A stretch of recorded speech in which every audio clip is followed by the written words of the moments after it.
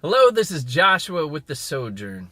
It's a beautiful day outside, and I've been reflecting on the goodness of God and enjoying some of His blessings of nice weather, good food. It also happens to be Cinco de Mayo, so I enjoyed a good lunch with chips and cheese dip and just a great time of fellowship with friends. And now I'm thinking about a verse that has come to mind several times already today, and that's out of Psalm 37, verse 4. Delight yourself in the Lord, and He will give you the desires of your heart.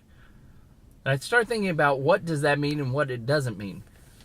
A lot of people fall into the prosperity gospel trap, and I don't think it's any gospel at all, that God wants to just make us rich and happy, and that's what He's really concerned with in life. That's not what He's concerned with. There are plenty of Christians who are rich. There are plenty of Christians who are happy and joyful, and that's fine. That's good. But that's not what God's committed to in your life. You see, God's not committed to your happiness. He's committed to your holiness. And so He's far more about changing you as a person than He is about making you happy where you're at. You see, we've all got sin in our lives and lots that needs to be changed. And so His promise to us is, delight yourself in me, and I'll give you the desires of your heart. Well, what happens when we begin to delight ourselves in God is He changes our hearts. He changes our hearts to conform into the things that He wants, into the desires that He has for us, that He puts there. And guess what? Then He is absolutely happy to fulfill them.